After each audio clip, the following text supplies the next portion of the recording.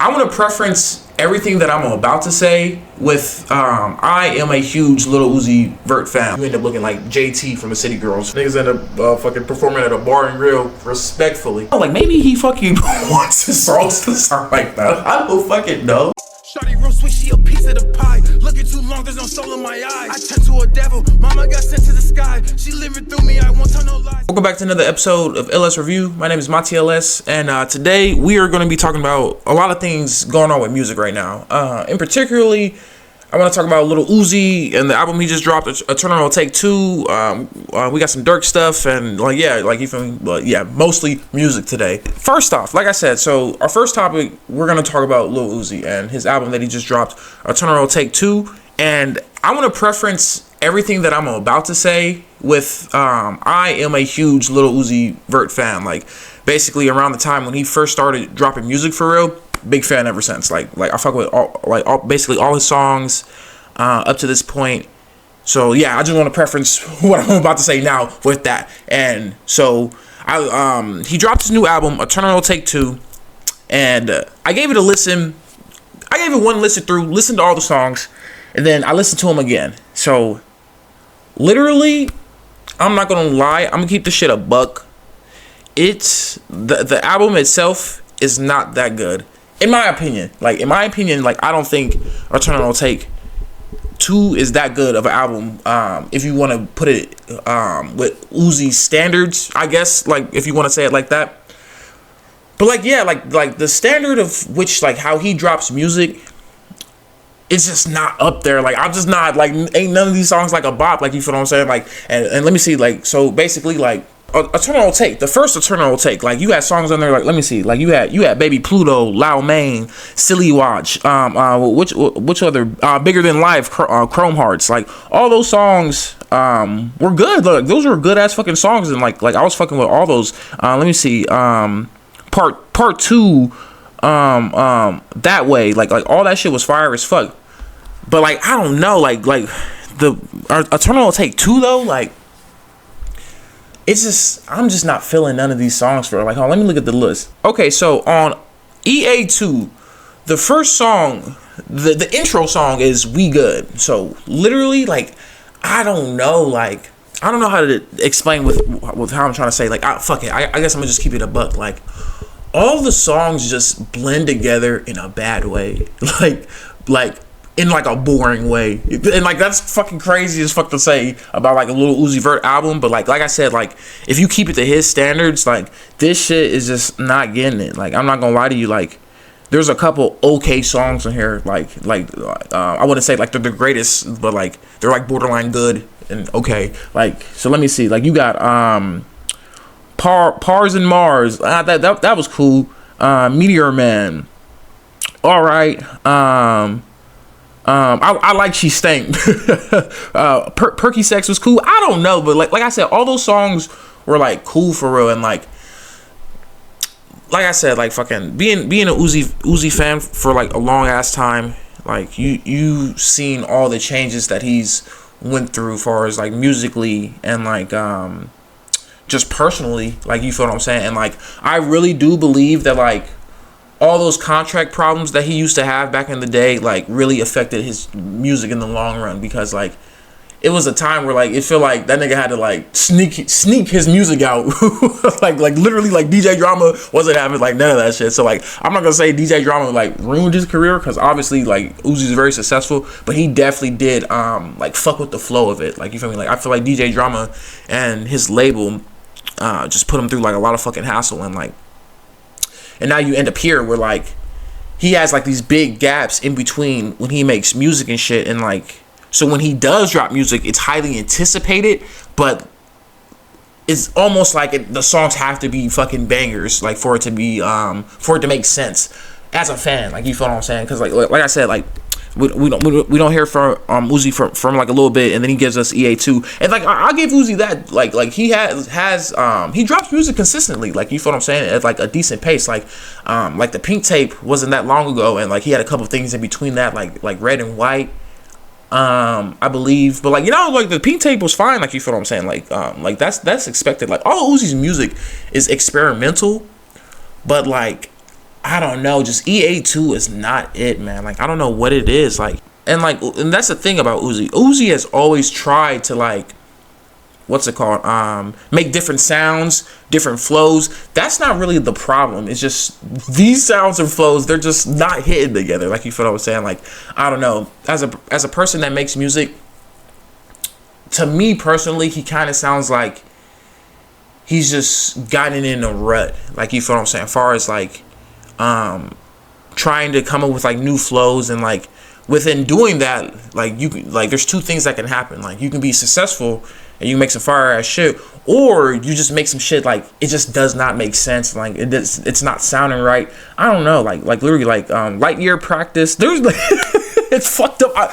There's more songs in this album I can tell you that I don't like that I like. Like for what? Like Light Year Practice. I don't like that one for real. Not an Option. The Rush. Mr. Chow, Lift 'Em Up. I'm not really fucking with none of these songs. Chips and Dip, not fucking with it. Like, you feel what I'm saying? And like, this is coming from a guy. Hold on, let me see. Where the fuck is this album at? This is coming from a guy that made Love Is Rage 2. The intro song to Love Is Rage 2 is 2, and it's so fucking fire. That's fire. 444 plus 222, another fire ass song. Sauce It Up, No Sleep Leak, The Way Life Goes. Like, do you see the trend? All these songs are fire after fire after fire, and I think that's the problem with Uzi. Like, he's raised the standard so high.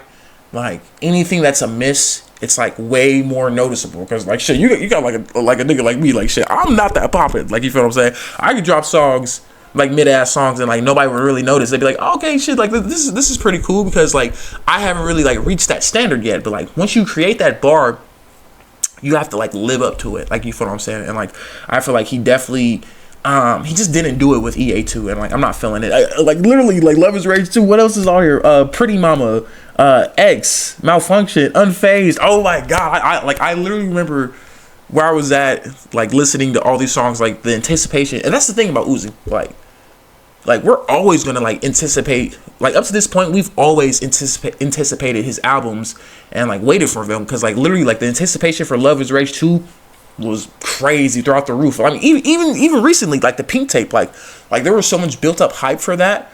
And like, I'm definitely gonna say like that one lived up to the standards, because for one, that was like really experimental. Like, you feel what I'm saying? So like, it's kind of hard to gauge that one to begin with. But like, yeah, but other than that, like EA2, man, like I'm not fucking with it for real. And like, I don't know, man, like that wasn't good. And like, I don't know, just this isn't about Lil Uzi, but this is a little side note.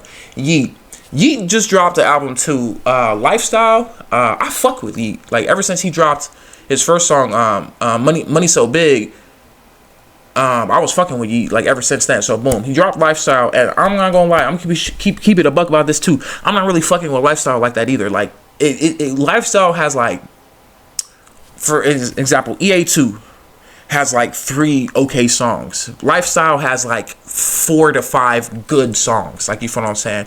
But in particularly, the last song on Lifestyle, Fate, Bonus, please go listen to that song. Go listen to that song. Like I don't know why, but that song touches my fucking soul. That one, that's a 10 out of 10 song. So like, I don't know. Like, I'm not saying that Lifestyle was a miss, but like, I wasn't really fucking with it in particularly, except for like a couple songs. And like the last song, I love it. It's a fucking banger.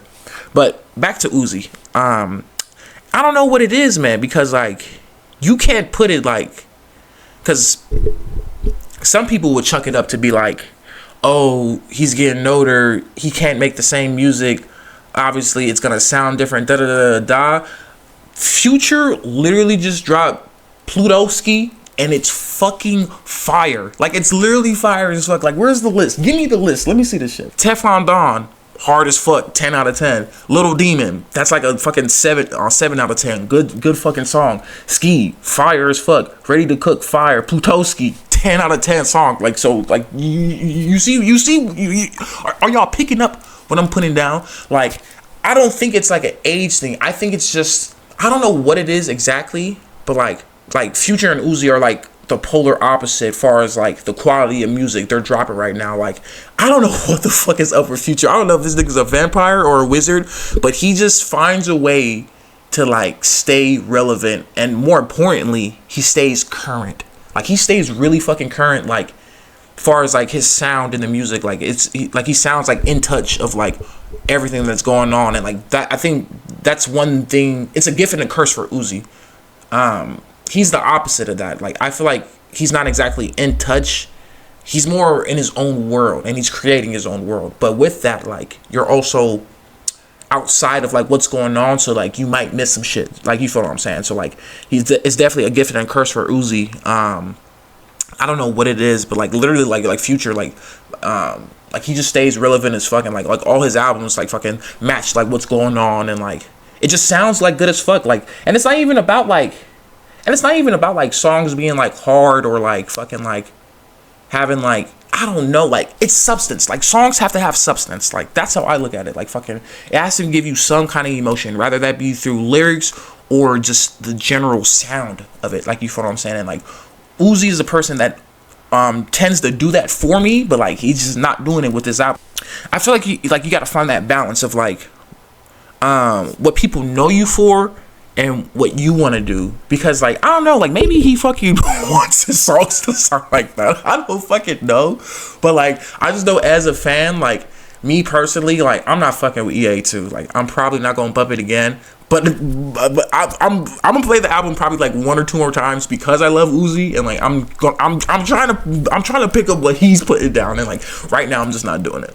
Pause. We gonna pause for a second. Like, am I tripping, or has like social media, particularly hip hop culture, just shit go? It's just been a lot of shit going on. Like, you feel what I'm saying? Like, fucking Diddy ass went to jail, Thug ass got out, Durk went to jail. Like, it's all fucked up. This next topic is about Durk, but literally, like, I don't know. Like, I just feel like 2024 has definitely been a crazy ass year, and Cat Williams definitely called the shit. like who gonna bring that back up? Cat Williams called the fuck out of all this shit. Like, he definitely said like this. I forgot what the fuck. Specifically what the nigga said, but he basically said shit was going down 2024. Niggas is getting exposed. Shit was coming to light, and hey, I guess so, man. Even in my own personal life, like shit's crazy as fuck. Literally, I don't know. I feel like 2024 has definitely been like a crazy year. Lil Durk, the rapper, Chicago rapper, OTF, cousin to King Von, I'm pretty sure, is locked up for a murder to hire scheme. So I just want to get my thoughts on it. So basically, like, how I look at this shit, and so I get a lot of my information from DJ Academics. So basically, how he's explained things and how I'm looking at it is basically what it sums up to be is like, somebody had to snitch on Durk for him to get locked up. Like, you feel what I'm saying? Like, because how else would like the cops like come to him like fucking like, oh my god, like fucking like nigga, you gave niggas money to fucking whack this nigga, like, you feel me? So how would people even know about that? And so there's a guy named, so people aren't exactly sure who the snitch is yet, like, you feel me? But like, people think it's this guy named OTF Jam, and apparently like he's one of fucking OTF member, one of Lil Durk's friends. I don't know the exact relation, but he knows Lil Durk, and like people think that OTF Jam is the snitch or whatever. Durk literally went from fucking rapping with Dej Low, fucking having a fade, starting with a white baby mama, like all kind of crazy shit to get to this point, and like he's definitely elevated, and I say even surpassed what people thought that he was gonna be, like, you feel me? Like, I'm pretty sure a lot of us thought that he was gonna kind of like fade out. Not fade out, for perfect example, I mean, rest in peace Rich Homie Quan, but we kind of would like, in my personal opinion, I feel like people thought that he was gonna kind of end up in that Rich Homie Quan like lane, like, you feel me? Like, you're respected, people fuck with your music, but like, as far as your level of stardom, like, this is your cap, and like, you're probably not gonna get any higher. But no, like, he definitely achieved a lot of shit and fucking like went beyond, like, you feel me? Like, this nigga's like mainstream as fucking, like, I'm not gonna lie to you, Durk's songs hit like 1,010% harder now. like what the fuck? Because like, if you really listen to this nigga talk, like, Durk don't be rapping for real. Like Durk is like he's telling you shit. Like he is literally telling us shit of this music. I don't know. It's just interesting to listen to it now and like to go through everything. Like damn, like this nigga like he really mean the shit he's saying because like fucking like I don't know. It's real eerie. Like if you go listen to a lot of his songs now because like fuck man, like is he snitching on himself or is he just I don't fucking know, man. Another interesting thing that I actually like read on a blog or whatever. Here I got it pulled up. So this is the little article right here. So this is what it says. It says 2 men have been indicted in a federal court in an alleged murder for hire conspiracy that resulted in a fatal shooting in Chicago's Roseland neighborhood. Anthony Montgomery Wilson, 24, and Preston Powell, 23, both of Chicago, are charged with conspiracy to use an interstate facility in the commission of a murder for hire. According to an indictment unsealed Wednesday in U.S. District Court in Chicago, the pair is also charged with individual, while Montgomery Wilson also faces a firearm charge. According to the indictment and search warrant filed in the case, Montgomery Wilson and Powell conspired with each other and others to murder Stefan Mack in exchange for money. On the afternoon of January 27th, 2022, Mac 24 was fatally wounded when 2 gunmen emerged from a vehicle and fired several shots. Yeah, this article is trying to say like this was a murder for hire and like they think it's connected to Lil Durk's brother D-Thing getting murdered and they think it's like a retaliation shooting. So what I'm trying to say is like it might not have been OTF Jam. It could have been like any of these niggas, like you feel what I'm saying? Because like if you listen to Durk's music, like let's just say Durk's music is 100% true. If you listen to his music, like fucking like there's probably all kinds of fucking shootings. Like you feel me? Like I don't know. Like for the feds to be so confident to lock him up, like they must have basically, if not everything, like a lot of shit on this nigga. Because like I don't think just one attempt. Like the guy who died, Quando, the guy that died, that was Quando Rondo's cousin, Little Pap. That shooting is definitely connected to it, but like I think there's like multiple shootings that's connected to, or they're trying to connect to Lil Durk, and like that's how this is going down, and like fucking like that's how the feds were able to lock him up. But like, who fucking knows, man? Like shit, like fucking, I'm not no fucking lawyer, I'm not no officer, I don't know shit. Like you feel me? I'm just like anybody else. Like we're just gonna have to wait to find out. On another note, Young Thug is released. Super good day for hip hop. Super good for Thug's family. He has 15 years of probation, which that sounds like a long ass fucking time, but hey man, that's better than sitting in a cellie. Like you feel what I'm saying? Like fuck that shit. Sleeping on like concrete slabs and having fucked up food. Like I ain't gonna lie to y'all. I ain't never been in jail. I went to jail for 1 second. Like I was in that bitch, no lie, for maybe like it felt like forever, but really it was probably like 4 hours, like 5 hours max. Like you feel me? But yes, I was in that bitch until my motherfucking family come get my ass. So like I don't know nothing about like jail food like personally, but like I can only imagine it's not that fucking good. The place looked like I live in fucking hell when I was in there for a couple hours. But so yes, definitely a win for Thug. The probation is definitely gonna be a challenge because there's a lot of stipulations on this shit. Like fucking. First off, he can't live in Atlanta. Let's start with that. They're literally kicking him out of the state of the city and area of Atlanta. Like there's a bunch of places, Atlanta and a whole lot of other places in Georgia that he can't go to. So 9 times out of 10, he's probably just gonna have to move out of fucking Georgia. Like who knows? Like he might go to fucking Miami or New York or any of these other places. But like, yeah, let's start off with that. Thug literally gotta move out of Atlanta, which is crazy as fuck. I don't know, like and then you gotta think about like Gunna and shit. Like how's that relationship gonna go?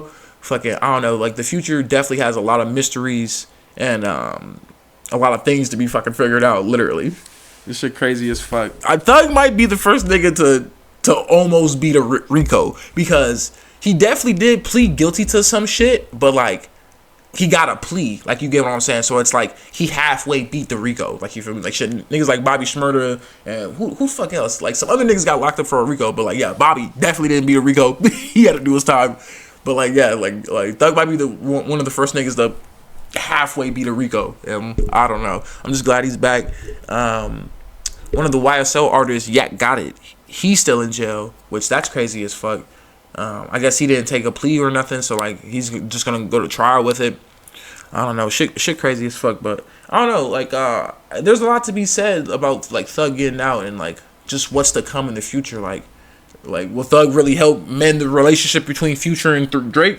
Who knows? Fucking is Thug gonna be able to fucking do everything he needs to do to not violate his probation? Like fucking shit crazy as fuck. For the last topic, I just want to talk about like how I feel like it's kind of like a shift in music right now. Like I feel like there's a lot of shit going on, particularly with hip hop music. Like a lot of people are saying like fucking hip hop music's down and like all this other shit. But like fucking like literally, if you look at 21 Savage, American Dream, like the nigga literally sold 133,000 copies first week. So like that's cap. So I don't think music is down.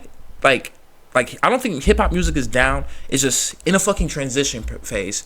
There's a lot of variables. One, I really do think it has to do with like that nigga Diddy and like a lot of these other fucking like freaky ass niggas like going through lawsuits and shit. Fucking like these high executives, like you feel me, like niggas like stepping down. New people are stepping in. Artists are getting dropped off labels. Like it's a lot of shit going on. Like you feel me. Another thing that's going on. What's it called? Live Nation is going through a fucking lawsuit about like fucking basically monopolizing like the fucking ticket thing.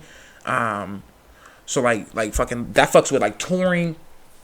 It's just a lot of shit going on with like music, and like it's definitely like a transition phase. And like so boom, like I said, that's 1, 2, 3. Third thing is niggas is going to jail. And like in the past, like I want to give it like in the last 5 years, like niggas have died. Like so boom, like well, maybe like, all right, 7 years ago. So like 7 years ago, like in my head, X died. Little Peep died. After that, Little Keed, he died. Juice died. Like these were all like prominent artists. Like you feel me? And there was a couple like other smaller up and coming ones. Like damn, I can't remember.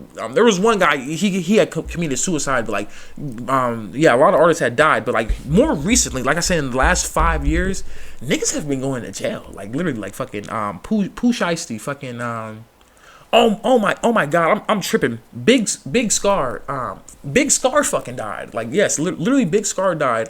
Fucking Pooh Shiesty's in jail. Durk's ass is going to jail. King Von died. Like literally, like fucking.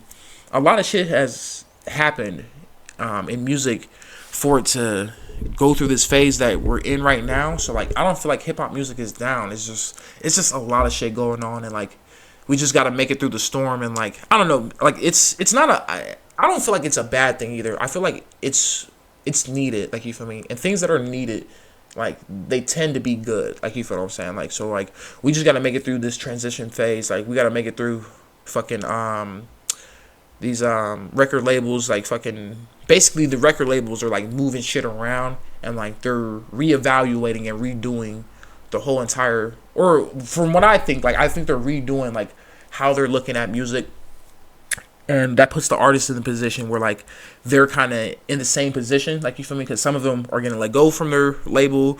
Some of them are already independent, and like things are changing. Like fucking streaming is a big fucking thing. Like I feel like that's a thing that changes constantly, and like how that's looked at, far as like a money making wise. Like you feel me? Like it's just like a lot of shit. Like fucking. So like yeah, music is just definitely in a transition phase right now. Fuck, you got fucking Uzi over here, one of the greatest artists. I feel like dropping fucking shitty ass albums. Like this is not a good time right now, man. Also, I want to circle back around, like I said about the Live Nation thing. That's what DJ Academics was saying. DJ Academics was saying like that's why like fucking people like Sexy Red and like the Baby like fucking like they had some like tour dates, I guess, that were canceled or whatever, and basically they're not going through like Live Nation.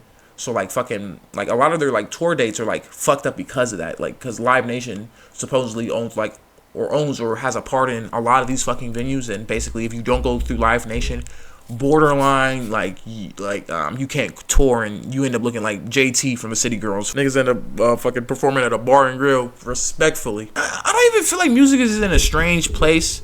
Or maybe you could say that music is a strange place, but it's needed. It's needed, and I feel like only good can come from this, because a great saying, like, fucking, once you hit the fucking ground, you can only go up. So let's say if music was down, I feel like it's finna go through the fucking roof. Like, mark my words, within the next 5 or so years, like, music is finna be up. Like, I don't know, that's just my general opinion about it. But yeah, y'all, we gonna keep this episode nice and short. That's really all the topics I wanted to talk about. Thank y'all for joining me. And like I said, look forward to, like, the winter arc that I'm going to be dropping on this channel. It's going to be a lot more, like, in-depth.